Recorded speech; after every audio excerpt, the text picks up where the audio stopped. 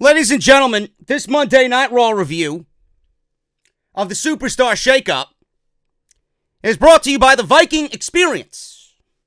Please make sure you visit Norway.com to get your full Viking experience and book your trip today. All commissions should go to Vince McMahon to get him a fucking brain surgery. But do you guys want to explore Viking history? Do you guys want to dress like a authentic Viking? Hear the stories of Vikings and their culinary traditions? Do you guys want to taste some bold Viking stew with some homemade bread and butter? Do you want to experience a true king blot? A culinary meal from the Viking age? Please contact Sven over at visitnorway.com. I am legitimately speechless, man. I don't have any words for what I watched tonight. For the first time in 30 years, I feel like someone has come into my home and has stripped me of all my dignity. They've robbed me. They left me with nothing. And just completely destroyed everything. And made out with all of my fucking prized possessions. That's how I feel. I feel legitimately stripped as a wrestling fan tonight. And the funny thing is, you got people like Road Dogg on social media. If I could actually take the fucking tweet or the conversation that he was having with people who are legitimately fucking following me on social media, if I could take the tweet and find it, I'll post it in the video. If I don't, it's because I fucking forgot to or I just didn't fucking care. Road Dogg defending this creative blunder by WWE. Arguing with fans that you're going to get used to the fucking name of Viking Experience. First of all, I hope there's a fucking copyright or a lawsuit waiting to happen with this shit. Because it never should have been a thing in the first place. Number two, it's not about getting used to the name. It's not. And people look at me like I'm a fucking lunatic when I say things that I say. But I mean them wholeheartedly. Vince McMahon, no question, I don't know the man. I don't know anybody who knows the man. In fact, I don't even want to see the man. Ever.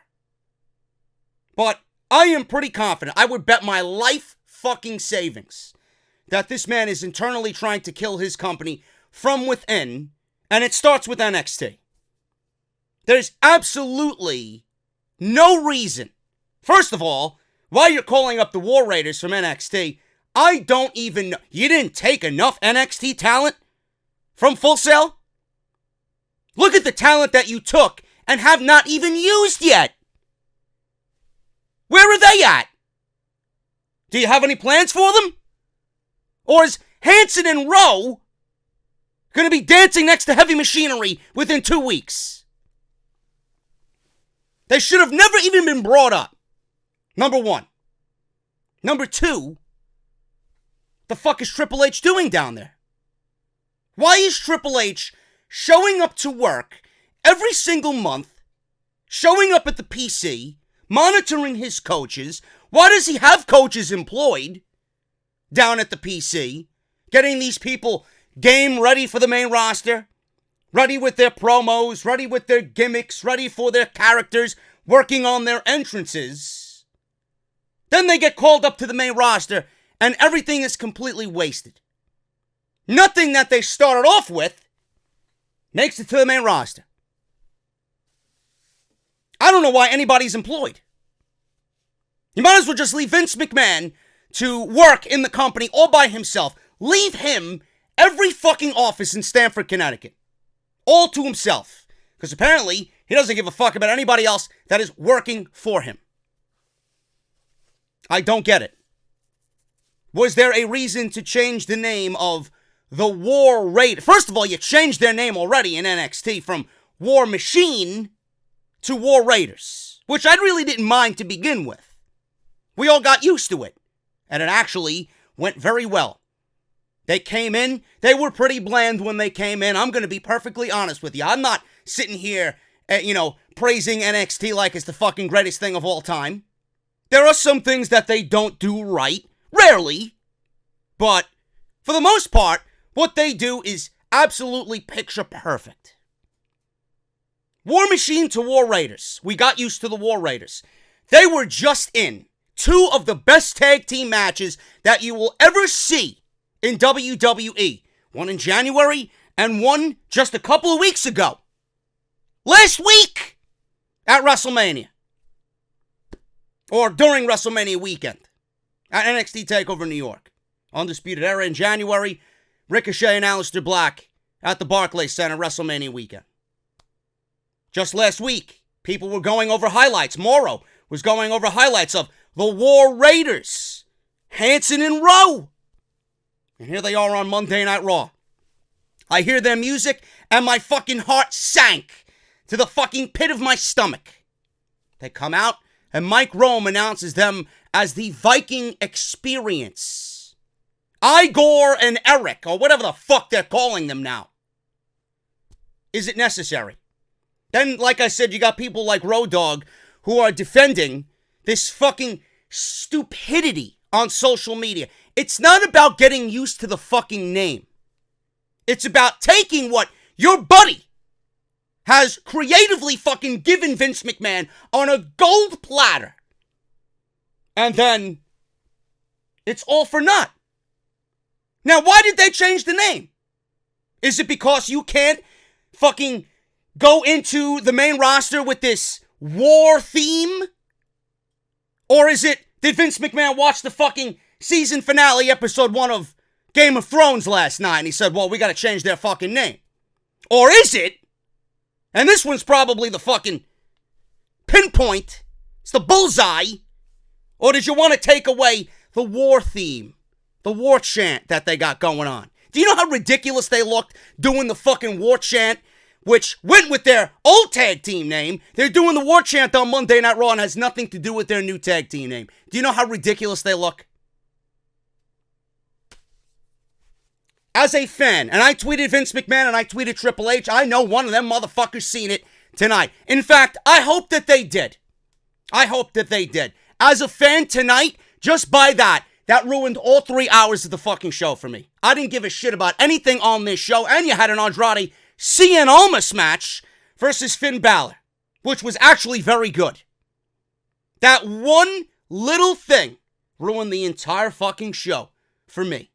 And if you think I'm overreacting, or if you think I'm taking this way too seriously, go fuck yourself. Go fuck yourself. This is what is important to me. This was their gimmick. This was their character. And WWE washed everything that Triple H has taken from these guys in a year and killed them in 5 minutes on the main roster. 5 minutes gone. It's not about getting used to the name. It's about taking something that Triple H has created that is going to give these guys a long-lasting fucking future from the beginning and running with it. And now Vince McMahon wants to change because he didn't create it. So now when they get big on the main roster, and that is a big if, they'll be known as the Viking Experience. Not the War Raiders. When they get big, Vince is going to take all the credit for the Viking Experience and not the War Raiders. An absolutely deplorable act. An act that made me sick to my stomach as a wrestling fan. You know, we all value NXT for what Triple H has done. People who don't agree with me, people who I know in the fucking community who know who I am and know what I say and what I do on a weekly basis. They know how harsh I am. Every single fucking time I compare the main roster and NXT, I always tell everybody that NXT is doing it right. They don't understand the fucking mentality that I have. I don't understand why it's a difficult concept to grasp. You take NXT and what you're doing and you apply it to the main roster with a little dash of the entertainment bullshit that Vince McMahon is doing, the stock would go from $100 to $200 instantly. You'll get all those fans back that simply just don't give a shit about the show anymore. And you would have people coming back because the content and the quality of the shows are improving and it's getting a little bit more interesting. Everything that NXT is doing, from storylines to character development to atmosphere to backstage morale, everything they're doing, it's as if they're operating as a non-WWE entity. How could you have something under your umbrella that is so vastly different from what you're doing on Monday Night Raw, and it's still WWE? And you're not looking at these people, and you're not looking at the product as some sort of cheat sheet. How many times have I used the analogy? WWE is the dumb kid in class. Raw and SmackDown are the the guy just shows up late, he's got a fucking F average. Then you got the fucking NXT brand, who's the smart Chinese kid in class, who's got a 4.0 GPA. You're the dumb kid sitting next to the smart kid. All you have to do is peek over. Look over at him. Copy his answers. And then boom. You'll walk out with a fucking D. It's much better than an F. No, but I don't know what I'm talking about. And for every single person that is wanting, all I heard last week was, oh, JD, the Undisputed Era should have interrupted Seth Rollins and Kofi Kingston. Really now? Really? What, so they changed the Undisputed Era? So they take Adam Cole and make him fucking Michael Cole's illegitimate son? So they take Bobby Fish and Kyle O'Reilly and put them on different brands? And then put Roderick Strong on 205 Live? I don't even want to talk about the Velveteen Dream. This company is an absolute fucking disaster. A fucking disaster. How anybody, whether you work there or not, can defend this fucking shit is an absolute fucking mentally challenged idiot. I am sorry. I don't even know what else to talk. I don't even want to sit here. I don't even want to sit here. Everything that I am saying is 100% fact. How you take this brand and just shit all over the fucking brand as if it's nothing. You might as well just come out on the main roster and say NXT is fucking garbage. Because that's what WWE's treating it like. It's treating NXT, which is their best brand, like a fucking landfill. A smelly, shitty landfill. And here's the best part. Aren't the War Raiders NXT Tag Team Champions? They got called up as Tag Team Champions. Hey, Mr. Dog, where the fuck are the championships? Do those championships mean anything to Vince McMahon? Oh, that's right, NXT doesn't exist. Vince McMahon doesn't watch NXT. Vince McMahon thinks NXT's for the marks. Well, let me tell you something, man. CM Punk's words to this day, to this minute, to this very moment that the words are coming out of my mouth. CM Punk's words about Vince McMahon during the pipe bomb 7 years ago ring more true now than ever. An absolute fucking disgrace. And then you team them with the fucking Revival, who were heels. Meanwhile, they were fucking babyface just last week. Are they heels or are they baby faces? Are they on Raw or are they on SmackDown? I don't fucking know. Everybody in that match didn't get assigned to a fucking brand. But I'm the one complaining in my basement. I swear to God, man. I genuinely don't know. I give up as a wrestling fan. I give up. Everything that is good, Vince legitimately wants to take it away. I said it on Twitter. I'm going to utter it here again. Triple H creates, Vince McMahon kills. If I am Sasha Banks, I am gone. I walk away. Seriously, after all the news this weekend, why this woman would want to come back to this fucking embarrassment of a show, I don't know. I don't understand the logic of the people running this show. Granted, they had travel issues. People couldn't make the show. People were late. People were losing luggage and belongings at the airport. They couldn't make it to Raw on time. Whatever the case may be. This act, This change is absolutely fucking deplorable. I don't get it. I don't get it. This was easily one of the dumbest decisions I have ever seen in my entire life watching 30 fucking years of this product. And it's not the same. It's not the same. They didn't cut a name. They couldn't even go about calling them the Raiders. The Raiders.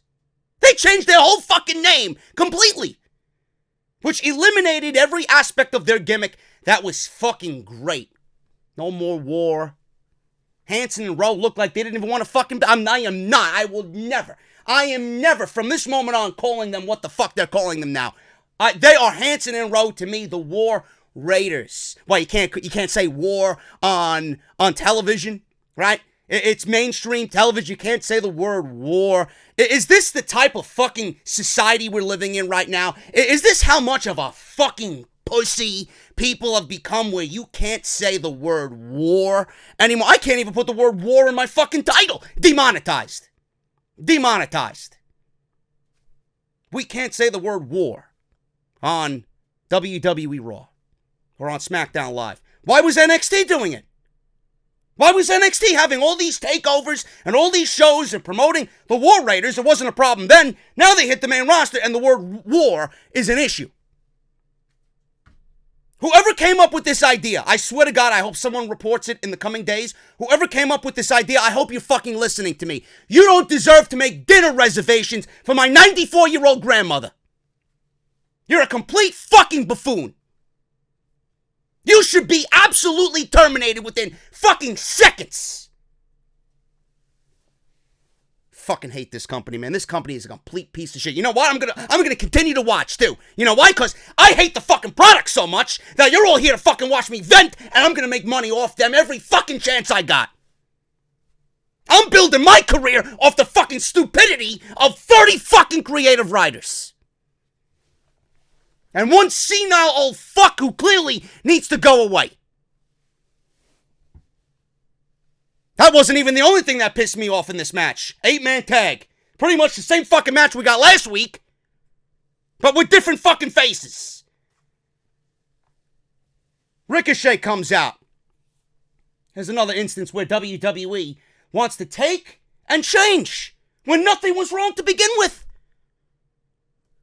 Everything about wrestling, especially an entrance, is some of the most important aspects of a character's fucking entity in pro wrestling. NXT got it right. Ricochet comes out, you got the multicolored lasers. He's got a hand in the air like he's some fucking superhero. Beautiful.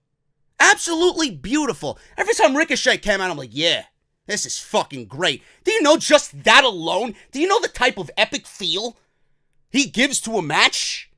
Just by that entrance alone in NXT? What does WWE do? Oh, well, Ricochet is not our creation. He came in with 15 years experience. Triple H got him. He molded him to a WWE superstar. We're going to take it and we're going to change it. They take away the lasers, and you know what they did tonight? Because his name is Ricochet, they added a pew, pew, pew, pew. Like I'm watching fucking some Star Wars movie. You hear bullets ricocheting off the fucking wall in his entrance. At this point, I was done. At this point, I was fucking done with a show that is airing till 11 o'clock. By 8:10, I was done. Just based off that. I swear to God, if I ever got these people face to face, next time I go to a WWE event and I see Kevin Dunn walking around, I'm gonna fucking go up to this motherfucker and say, why? Why? You are not with the time and the age of professional wrestling anymore. Quit. Quit. Please. Vince thinks he's doing right, but in fact he's making everybody a laughing stock. Same thing with Aleister Black. Comes up off that fucking platform that he raises up on, and it's like I'm watching fucking the Manson family. Like I'm watching the Addams Family. This is Aleister Black? Cool, brooding, dark, atmospheric? No, you want to add some fucking 4-year-old childish sound creaks like I'm going on a fucking amusement park ride. Meanwhile, this guy's supposed to be the future of the WWE. You're adding childish fucking antics to his entrance.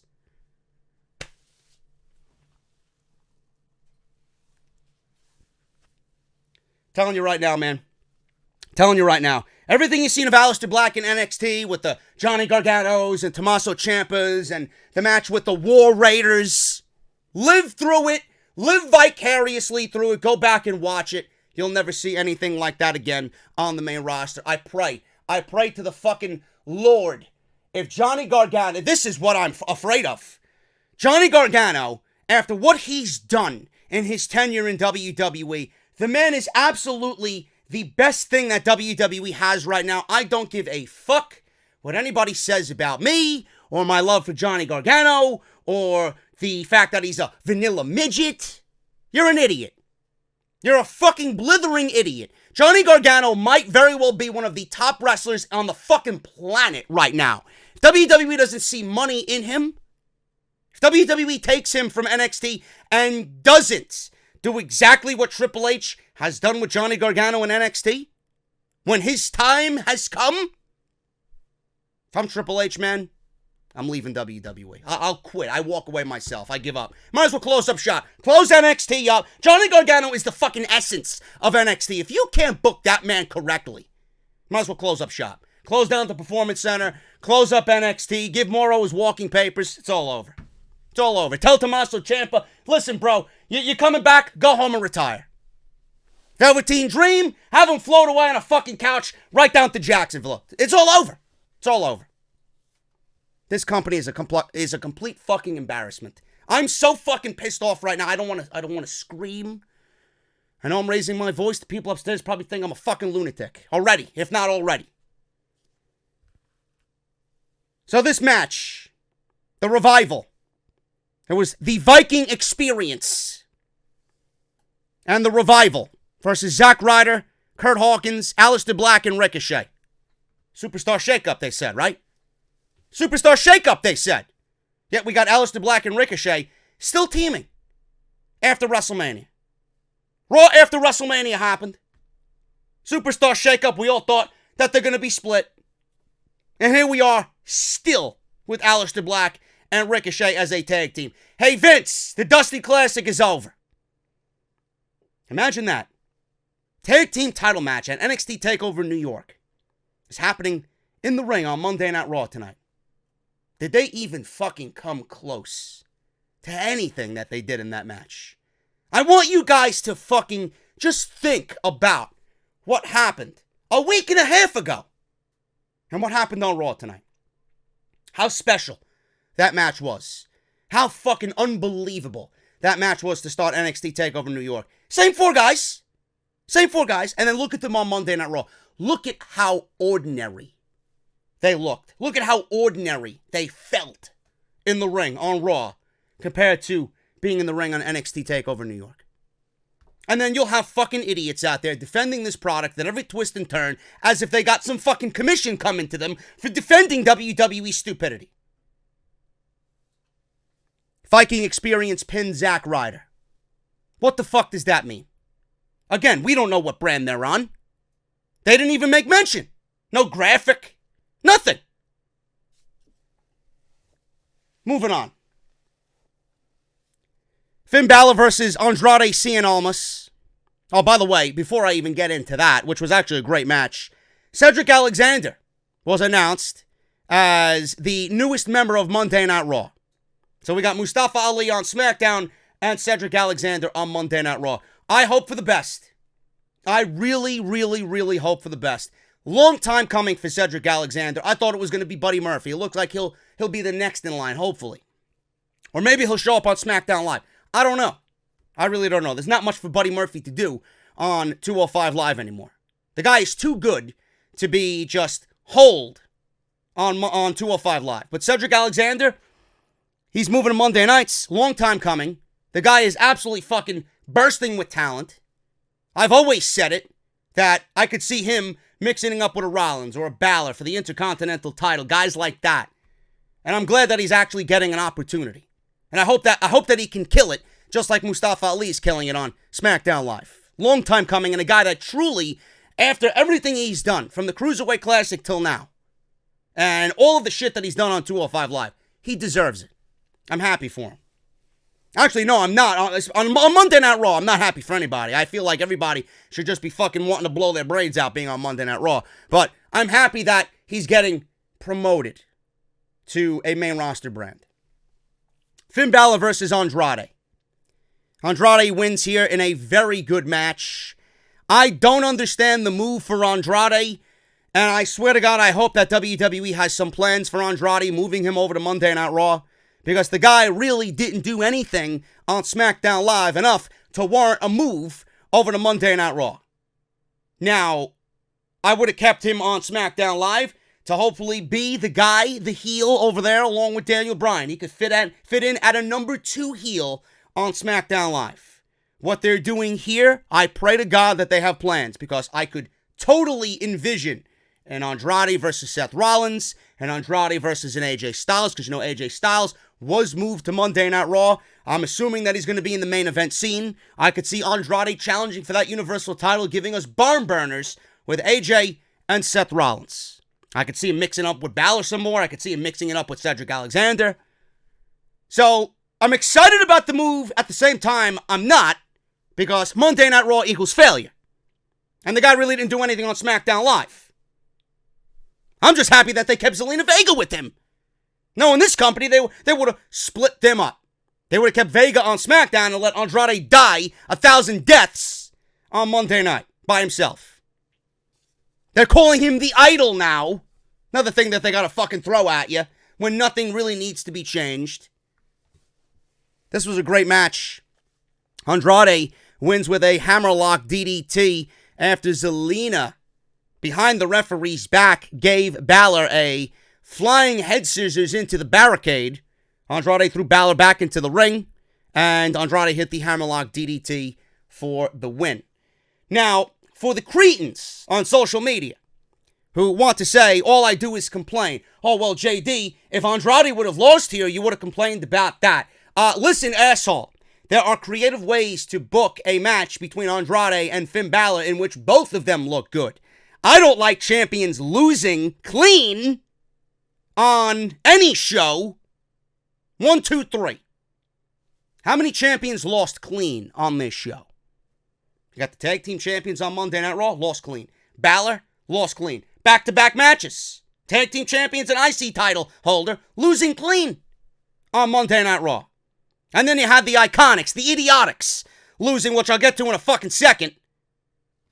So either way, yes, I would have complained about something, but it's a warrant complaint.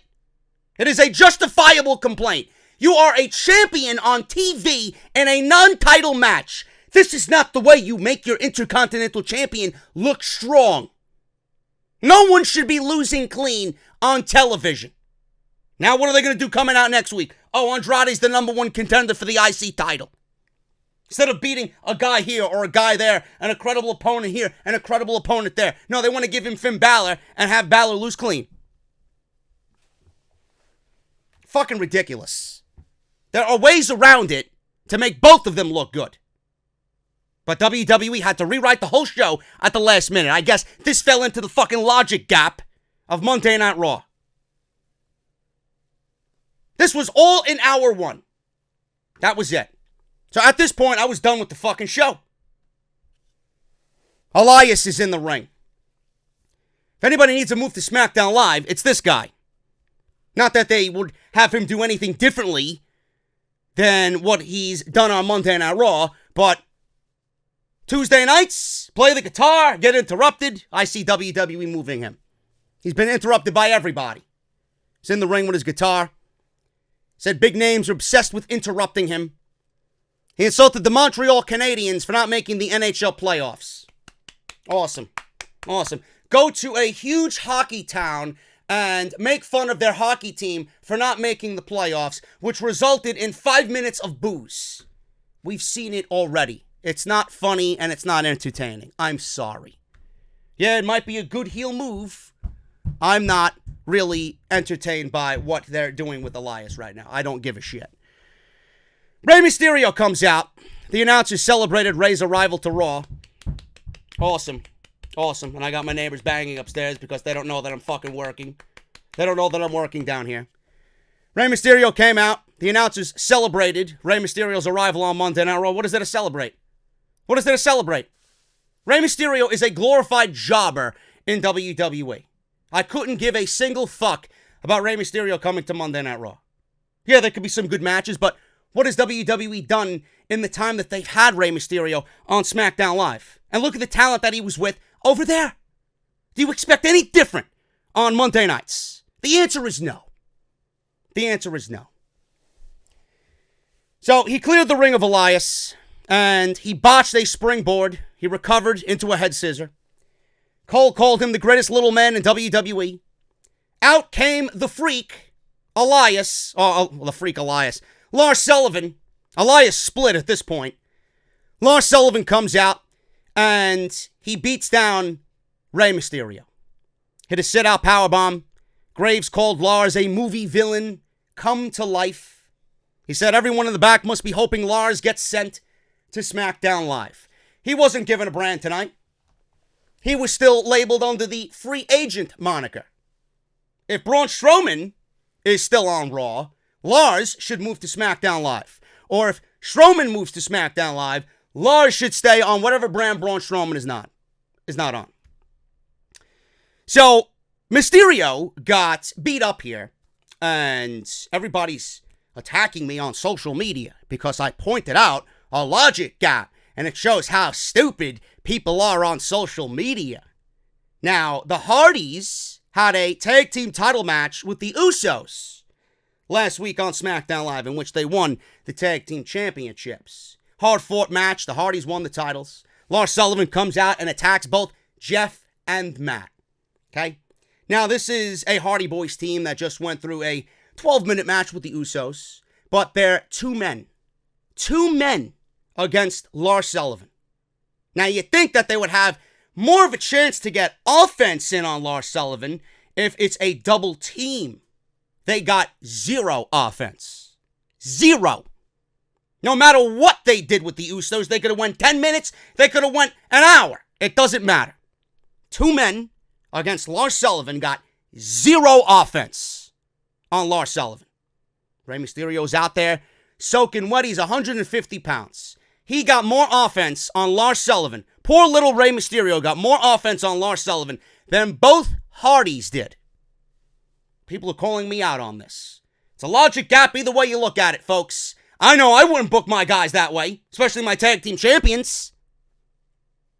Especially my tag team fucking champions. Get with the program. You're wrong, I'm right. I'm smarter than you. You're a fucking idiot. Bobby Roode and Chad Gable come out.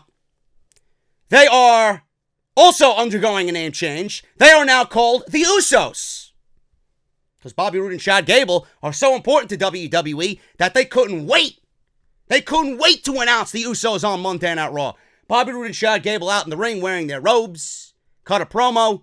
Graphic comes on the screen. The Usos.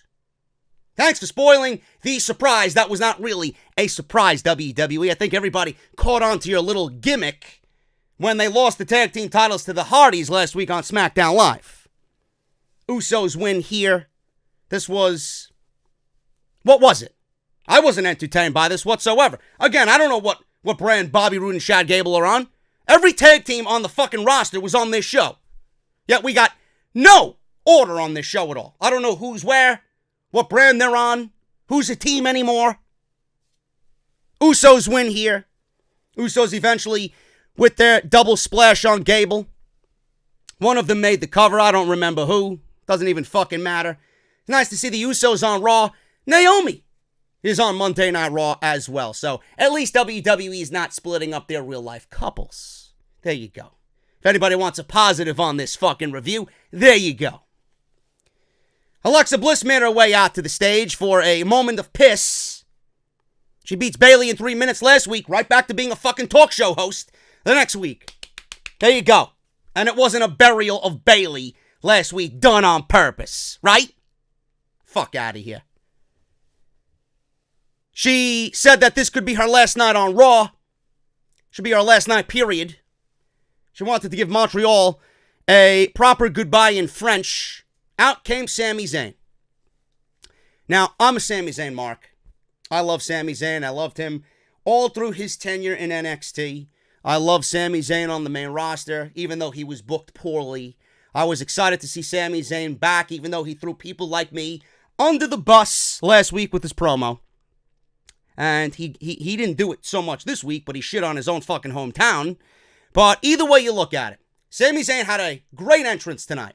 He was toying with the fans. They pretty much had Sami Zayn go out there and treat the entire Montreal crowd like puppets. Puppets. Singing along to his theme song. He did an ole, ole, ole, ole chant, and everybody ate it up. Even said like fish in a barrel.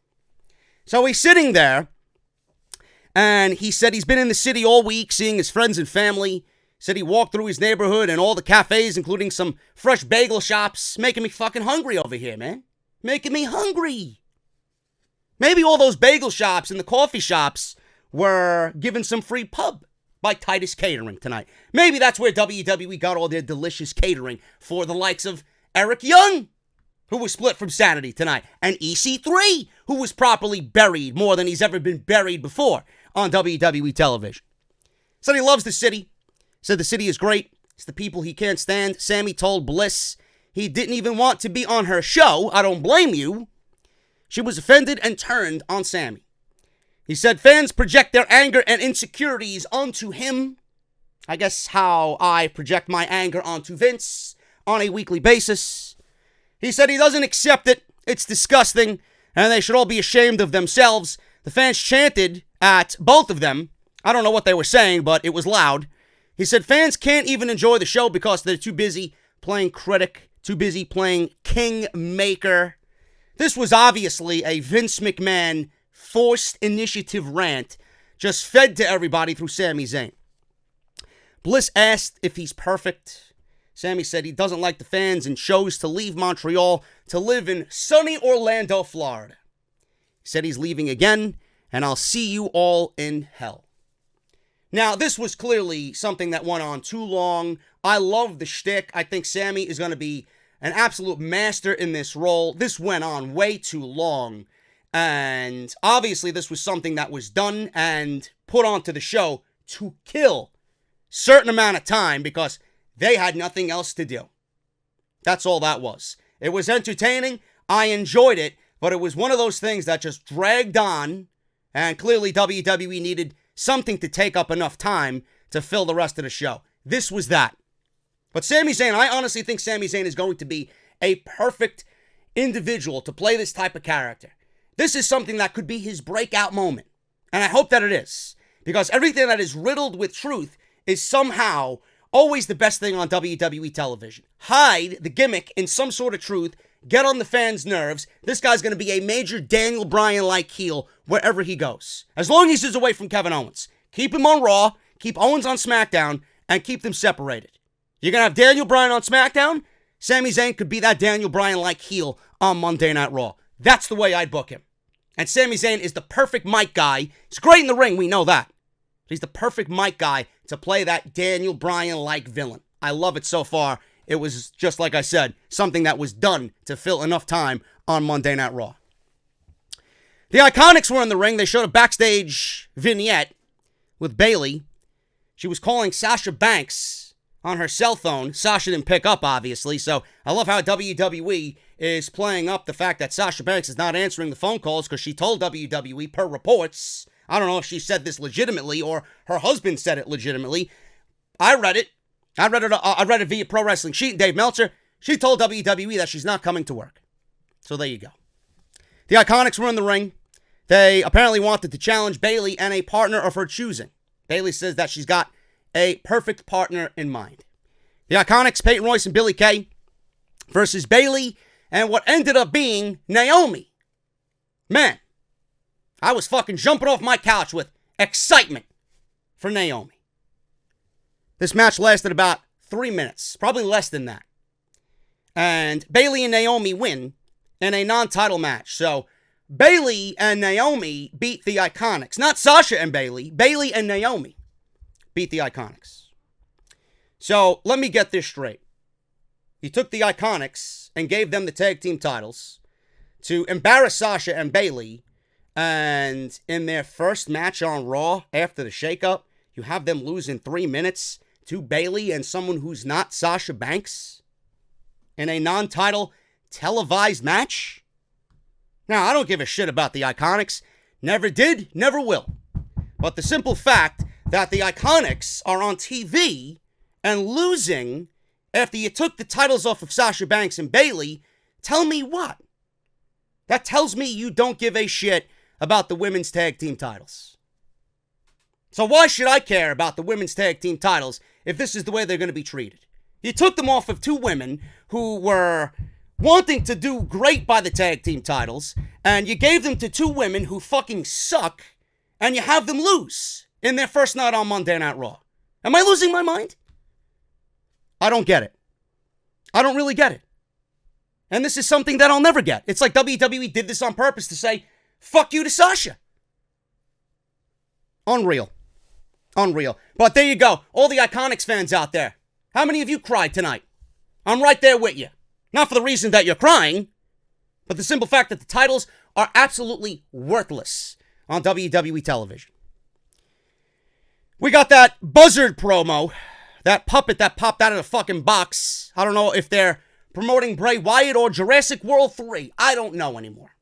The more this goes on, the less interested I become for Bray Wyatt's debut or repackaging, whatever the fuck they're doing. EC3 versus Braun Strowman. EC3 came out, said he wanted competition. Does his whole entrance. I'm like, oh shit, EC3, right? There was rumors that EC3 was going to be packaged with Drake Maverick. He's going to be given a new mouthpiece, a new manager, someone who is familiar, a familiar face to EC3 from his Impact days. EC3 comes out, makes his entrance, and then out comes Braun Strowman. My buddy Jesse texted me, and he texted me, whoever EC3 is in the ring with, burial. I'm like, I doubt it lasts 3 minutes. Out comes Braun Strowman. This was never even a match. He got tossed out of the ring and chokeslammed through the stage. And then EC3, his career was officially buried on the Superstar Shakeup. How long before this man walks out of WWE and joins Sasha Banks in not giving a fuck? All Elite Wrestling would scoop him up in a fucking heartbeat. And I would love to know WWE's logic about booking EC3 in the manner that they've booked him on the main roster. My first line of questioning, my only line of questioning would be, why did you call him up if this is what you're going to end up doing with him? Why didn't he stay down there for a year and develop a fucking name for himself and then bring him up when they got a fucking plan for him? This is what they do. Fucking modeling in mirrors, spraying himself with water bottles, acting like a fucking mime, doesn't speak at all on the main roster, and then you feed him to Braun Strowman on the fucking reset of WWE. All this solidified is that EC3 is going to be Ethan Carter III, catering MVP. Becky Lynch came out, and she walked right by Braun Strowman. Braun was looking at her as if he was fucking pissed. Becky held up the two titles and gave him one of those looks. I have two titles, and you don't. And never did. You never even had a title. She walks to the ring, has a match with Ruby Riott on Monday Night Raw. You know, I'm not some creative writer or a wrestling creative writer, or I don't work for a company and creatively write for them, but Becky Lynch is your dual champion. Your Raw and SmackDown women's champion. If WWE really wanted to fucking make this shakeup fun, again, I'm going to utter the same thing that I've mentioned weeks and weeks and weeks and weeks and weeks at a time. I don't know why they didn't merge the two divisions. I don't know why we need a separate brand for Raw and a separate brand for SmackDown and both brands have separate championships. I don't know how this is going to be beneficial for the entire division. Second, I don't know why Becky Lynch is in a meaningless match on Monday Night Raw, something that doesn't benefit her or the person she's in the ring with. Why are we promoting a Becky Lynch match on television when the woman doesn't need to wrestle right now? She just beat Ronda Rousey at WrestleMania. We don't need Becky in a meaningless match against Ruby Riott on fucking TV.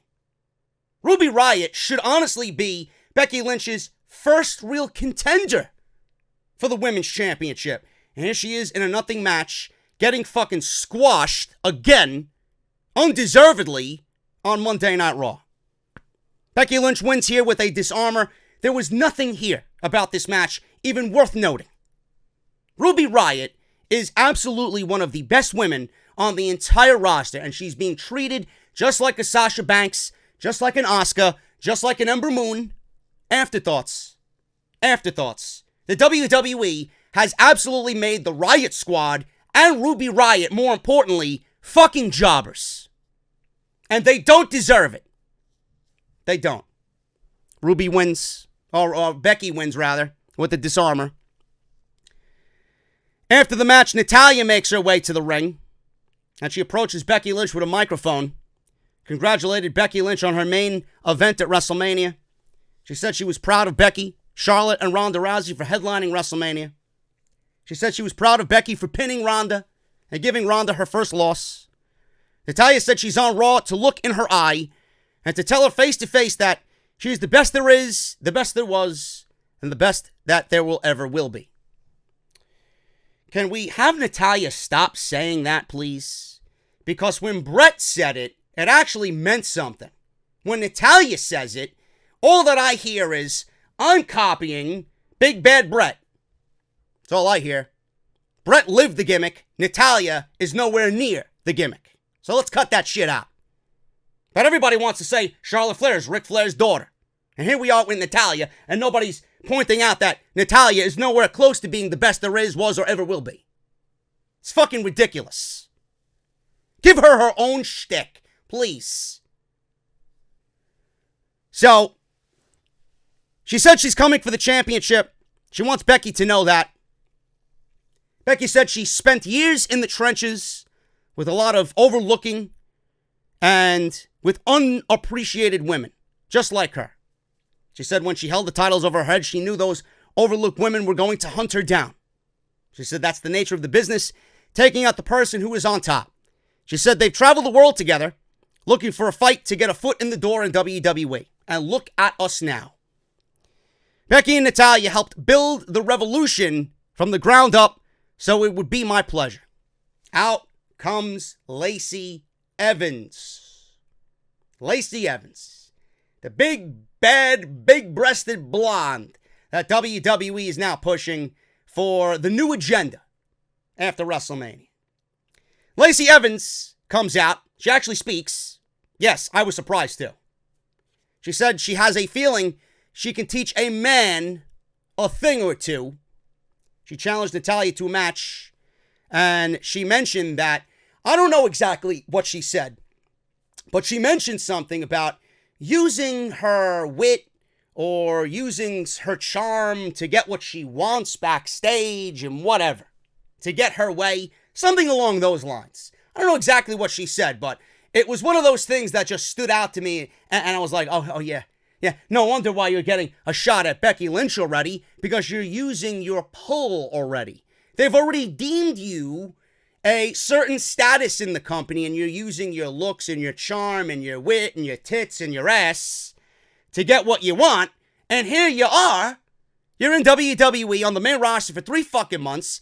You did nothing but walk down the aisle and back into gorilla position for 3 fucking months, nauseating everybody watching at home and sitting in the audience. Here she is getting a match against Natalya, and it's a number 1 contenders match for Becky Lynch. And I'm sitting here with my arms out like, what the fuck? First of all, why is this woman getting a title shot? Oh, that's right. She's another fucking stereotypical blonde in the WWE with somehow a backstory that everybody should be praising and just really admiring. Where's the backstory? Where's the backstory? Why wasn't the backstory of Lacey Evans told before anything of this woman was shown on TV? Why? All I see of Lacey Evans is someone who supposedly has a great backstory and a family history, career path, and here she is on television. I don't know anything of her fucking history. She's on TV, she's blonde, she's tall, she's big-breasted, she's athletic. Like Becky Lynch. Charlotte 2.0. And I'm supposed to sit here and take this woman seriously. Hasn't had one match on the main roster. And here we are on Monday Night Raw with Natalya, and this is a number one contenders match? Who came up with that idea? First of all, why are these women competing for a number one contenders match when they've done nothing? Nothing! Tamina Snuka has a better fucking chance of being a number one contender than both of these women. At least she's fucking wrestled. I'm looking at this and I'm like, why? Why is this happening on my TV right now? There's no sense. There's no logic.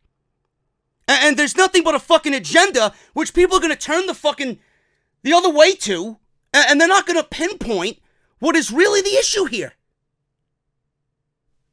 How are you going to believe in Lacey Evans when she's done nothing over Becky Lynch, and Becky Lynch was the one who pinned Ronda Rousey at WrestleMania? Becky Lynch has won the Royal Rumble. She's gotten into WrestleMania, main event, the first WrestleMania main event for women, pinned Ronda Rousey, and I'm supposed to believe Lacey Evans is supposed to combat all of that by one match with Natalya? Am I losing my mind? No, but this is going to go unnoticed. Nobody's going to make a mention of this. You got the fucking idiots on social media. Oh, she's got a great backstory. She's got a look. She's athletic. WWE's going to use her and manufacture her to be the next product of the women's evolution. She's going to have a great career in a year, 2 years. Really? Really? So, everybody else that you got, the Asukas, the Naomis, the Ember Moons, the Ruby Riots, the Sasha Banks, the Baileys, what happened then? What happened then? And then I got to hear from everybody, well, you can't push everybody at once. Everybody deserves an opportunity. This woman didn't do anything to deserve the opportunity she's supposedly being given right now. So how else am I supposed to look at it? She didn't do anything. She didn't beat anybody. And she honestly did not beat anybody to become the number one contender. So if I'm all of those women, I have a gripe. If I'm all of those women, I'm asking exactly what I'm asking all of you watching me. Why? Is this what we need to do now? Go get plastic surgery? Dye our hair blonde? And wear what looks to be outfits that are worn in porno? She looks like a fucking burlesque dancer. She don't look like a fucking professional wrestler. Sick. Sickening. Absolutely sickening. Now, the match itself was terrible. I don't know what anybody was praising on social media. The last thing I want to see is this supposed number one contender for the women's championship held by someone who beat Ronda Rousey at WrestleMania in fucking headlocks. The ending was good. She showed you some of that athleticism with that springboard moonsault, but she botched it. Completely undershot it. Pretty sure she bruised Natty's ribs in the process. She ends up getting the win. Nothing special there. Again, do you believe Lacey Evans enough to be in the ring with somebody who just pinned Ronda fucking Rousey? The answer is no. And if you do, you're a simple-minded idiot. Charlie Caruso is outside the men's locker room. She said she wants to try and get some insight into this mystery partner who we pretty much knew who it was before Raw even started. She knocked on the door. Out came Reigns and Rollins. There were boos. It's okay to boo him. Believe me. It's okay to boo him, people. Caruso asked if their third partner can help them tonight against these three heels. So Seth is teasing who it is. Reigns says, no. Everyone has to wait. Behind Seth, the door opens. We don't see who it is. I thought someone was going to legitimately walk out. We don't see who it is. Just as quick as the door opened, the door closed. So I don't know who it was. It might have been AJ Styles. It might have been some fucking cameraman or a producer. I don't fucking know.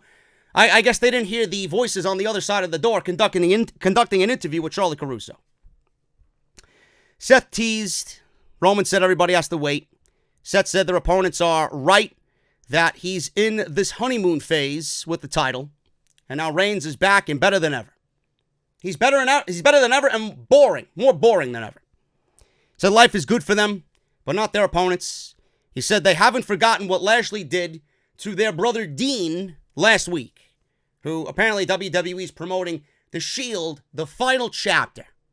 Dean Ambrose and Seth Rollins, Roman Reigns are teaming up at a house show on Sunday night. It's going to be airing on the WWE Network at 9:30, as if we didn't get enough of that at Fastlane.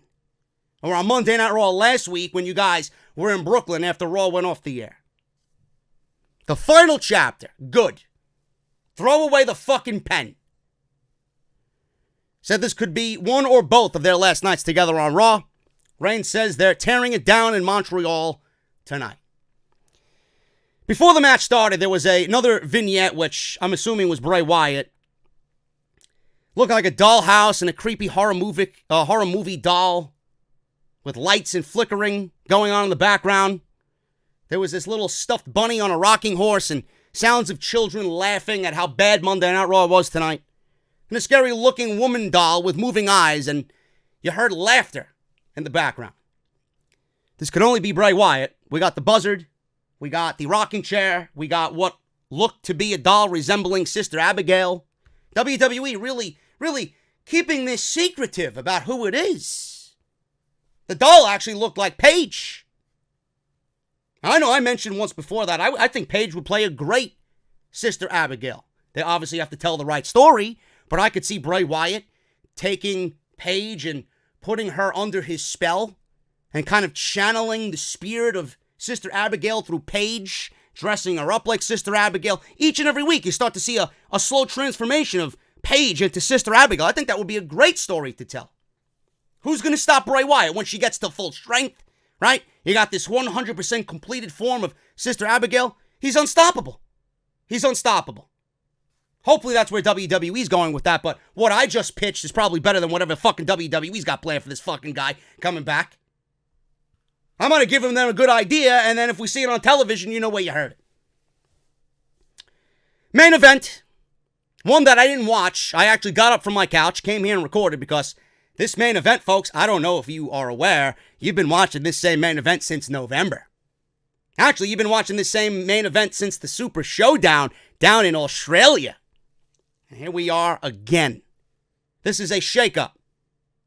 This is a superstar shakeup. And our main event tonight was Bobby Lashley, Drew McIntyre, and Baron Corbin versus The Shield and AJ Styles.